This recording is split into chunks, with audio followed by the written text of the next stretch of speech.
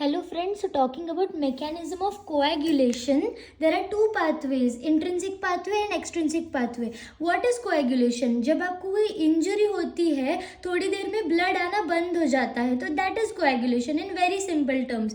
पर फिर इंजरी के भी टाइप्स हो सकते हैं, तो इसी हिसाब से कोएगुलेशन के भी टाइप्स होते हैं. बेसिक 3 स्टेप्स आपको याद रखने हैं कोएगुलेशन में. अगर आप बाकी सब भी भूल गए, ये 3 स्टेप्स आपने लिखे तो 5 में से 3 मार्क्स आपको जरूर मिलेंगे. First is formation of prothrombin activator. हमारा गोल है कि हमें प्रोथ्रोम्बिन को थ्रोम्बिन में करना है, तो उसको करने के लिए हमें ज़रूरत है प्रोथ्रोम्बिन एक्टिवेटर की. तो first step is formation of prothrombin activator. Second is using that prothrombin activator. Prothrombin activator को इस्तेमाल करके प्रोथ्रोम्बिन को थ्रोम्बिन में कन्वर्ट करना है, एंड उस थ्रोम्बिन को यूज़ करके फिब्रिनोजन को फिब्रिन में कन्वर्ट करना है. तो पहले तो आप ये 3 स्टेप्स याद कर लो. Formation of prothrombin activator, conversion of prothrombin to thrombin and conversion of fibrinogen to fibrin. Prothrombin activator, prothrombin to thrombin, fibrinogen to fibrin. Now coming to the two types of pathway, intrinsic और extrinsic. नाम से आपको क्या लग रहा है? intrinsic मतलब अंदर कुछ तो, और extrinsic मतलब बाहर का कुछ तो. तो intrinsic मतलब ब्लड को ट्रॉमा हो रहा है, मतलब ब्लड किस में जाता है? वेसल के अंदर से जाता है. तो वेसल के अंदर जो ब्लड है उसको ट्रॉमा हो रहा है, तो इंट्रिंसिक पाथवे से एक्टिवेट होगा कोएगुलेशन. दोनों वेज से कोएगुलेशन होना ही है, पर रास्ते अलग अलग है. डिपेंड्स कौन सा रास्ता यूज होगा, डिपेंड्स ऑन कहाँ इंजरी हुई है. इंट्रिंसिक में ब्लड ट्रॉमा हो रहा है, या फिर exposure of blood to collagen underlying damaged endothelium.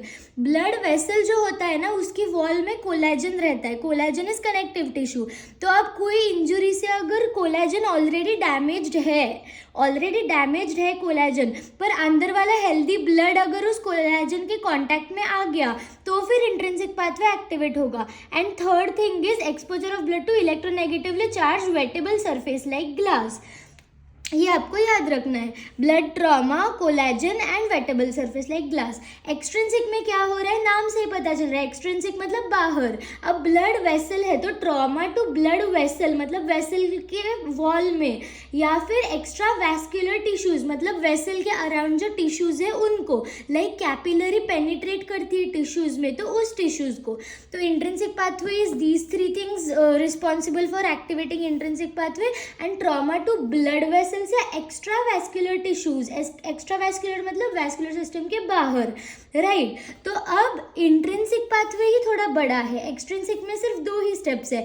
पर हमारा गोल क्या है कि प्रोथ्रोम्बिन एक्टिवेटर को फॉर्म करना है. फर्स्ट स्टेप में गोल है प्रोथ्रोम्बिन एक्टिवेटर को फॉर्म करना है.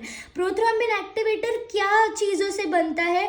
Phospholipids, 5A and calcium ions. अब आपने सुना होगा कोएगुलेशन के फैक्टर्स होते हैं, लाइक 1 2 3 4 12 तक, 13 तक आई गेस.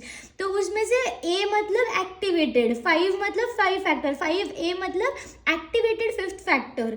तो प्रोथ्रोम्बिन एक्टिवेटर बनता है इन 3 चीज़ों से, कि activated 5 factor, calcium ions and phospholipids. तो फर्स्ट स्टेप में हमारा गोल है ये बनाना, तो हमें 5A बनाना होगा, मतलब यहाँ दिखाया है. तो 5A बनाने के लिए हमें ये बड़े बड़े स्टेप्स करने पड़ेंगे. तो इंट्रिंसिक में आपको याद रखना है प्लेटलेट एक्टिवेशन एक तो हो रहा है, एंड सेकेंड थिंग इधर कैस्केड मतलब एक से बाद दूसरा हो रहा है, उसकी वजह से तीसरा हो रहा है, उसकी वजह से चौथा हो रहा है, फिर उसकी वजह से नेक्स्ट हो रहा है. This is called cascade. तो coagulation is a cascade mechanism, मतलब चेन ऑफ इवेंट्स. एक हो गया, उसकी वजह से दूसरा हो रहा है, उसकी वजह से दूसरा हो रहा है. तो इंट्रिंसिक में एक को एरो करके प्लेटलेट एक्टिवेशन लिखना है, गोल 5 को 5A में करना है.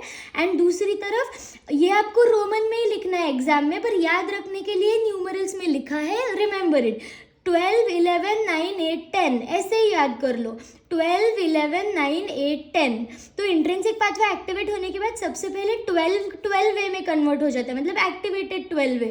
फिर 12A की वजह से 11A में कन्वर्ट हो जाता है, 11A की वजह से 9A में कन्वर्ट हो जाता है, 9A की वजह से 8A में कन्वर्ट हो जाता है, फिर 8A की वजह से 10A में कन्वर्ट हो जाता है. ये भी इंपॉर्टेंट स्टेप है. और कॉमन क्या है दोनों पाथवेज में, कि पहले 10th फैक्टर को एक्टिवेट कर रहे हैं, फिर वो 5th को एक्टिवेट कर रहे हैं. एक्सट्रिंसिक में क्या हो रहा है, टिश्यू थ्रोम्बोप्लास्टिन फैक्टर 3 और 7A कैल्शियम याद रहा तो रहा, tissue thromboplastin factor 3 and 7A लिखना है, जिसकी वजह से 10-10A में हो रहा है।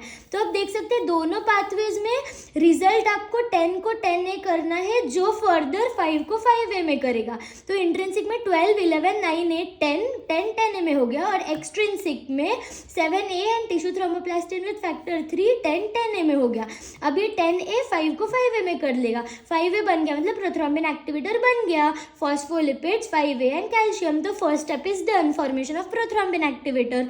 Second step is prothrombin to thrombin, arrow करके लिखना है, प्रोथ्रोम्बिन एक्टिवेटर की मदद से ये कन्वर्जन हो रहा है। इसी तरह से फ्लो चार्ट में ही आपको ड्रॉ करना है एग्जाम में, तो मैक्सिमम मार्क्स मिलेंगे। Flow charts are very high yielding. Third step is इसी थ्रोम्बिन को यूज करके एरो करके बनाना है, ये थोड़ा गलत हो गया है एरो, थ्रोम्बिन को यूज करके fibrinogen is converted into fibrin. अब फिब्रिनोजन जो है हमारे ब्लड में नॉर्मली अभी भी प्रेजेंट है, मेरे हाथ को कोई इंजरी हुई नहीं है, फिर भी fibrinogen is present in soluble form, it is a plasma protein, right. But फिर अगर हमें क्लॉटिंग करना है, मतलब अब ये खुल गई है स्किन, यहाँ से ब्लड आना रोकना है, तो कुछ बैरियर लगाना है, तो फिब्रिनोजन सॉल्युबल से इनसॉल्युबल फॉर्म में आ जाता है, इनसॉल्युबल फिब्रिन मतलब थ्रेड्स के फॉर्म में आ जाता है, और इधर ऐसे वो थ्रेड्स मतलब हम सिलाई करते हैं ना, तो सिलाई किए जैसे थ्रेड्स का इधर एक बैरियर बन जाता है, इनसॉल्युबल फिब्रिन। इनसॉल्युबल फिब्रिन को थ्रेड्स के फॉर्म में क्रॉस लिंकिंग कौन करवाते हैं? 13A and calcium. Mechanism of coagulation पूछा है तो this is more than enough, दोनों पाथवेज में डिफरेंस एंड ऑल पूछे है तो this is more than enough, but provided ये सारे नंबर्स आपको याद रखने हैं कि फिब्रिन से फिब्रिन थ्रेड्स के लिए 13A एक्टिवेट कर रहा है, प्रोथ्रोम्बिन एक्टिवेटर में 5A कैल्शियम एंड फॉस्फोलिपिड्स है, और यहाँ 12, 11, 9, 8, 10 आपको ये सारे numbers by hook and crook याद करने ही है, तो ही this flow chart is enough, आपको एक्यूरेटली लर्न करना। अब सॉल्युबल फिब्रिनोजन को इनसॉल्युबल क्लॉट में कन्वर्ट करने में भी 3 स्टेप्स है, अगर आपको ये सिर्फ 3 नाम याद रह गए तो भी मोर देन इनफ है, जस्ट समझने के लिए बता रही हूँ। पहले तो proteolysis, polymerization and stabilization of fibrin polymer. Soluble है ना fibrinogen, and fibrinogen is a protein, जैसे मैंने बताया अभी, नॉर्मली भी मेरे हाथ में जो ब्लड है उसमें फिब्रिनोजन है, प्रेजेंट है, बट सॉल्युबल फॉर्म में है, इट्स अ प्रोटीन। तो हमने देखा था थ्रोम्बिन की मदद से soluble fibrinogen converts into fibrin, fibrin monomer में कन्वर्ट हो जाता है, फिर पॉलीमराइजेशन से फिब्रिन पॉलीमर में कन्वर्ट हो जाता है, बट पहले सॉल्युबल फिब्रिन क्लॉट बनता है, हमें इनसॉल्युबल बनाना है, तो ही वो बैरियर क्रिएट कर सकता है और ब्लड आने से रोक सकता है। तो थर्ड स्टेप 13A और कैल्शियम की मदद से फिब्रिन पॉलीमर स्टेबिलाइज होकर इनसॉल्युबल फिब्रिन क्लॉट बनता है।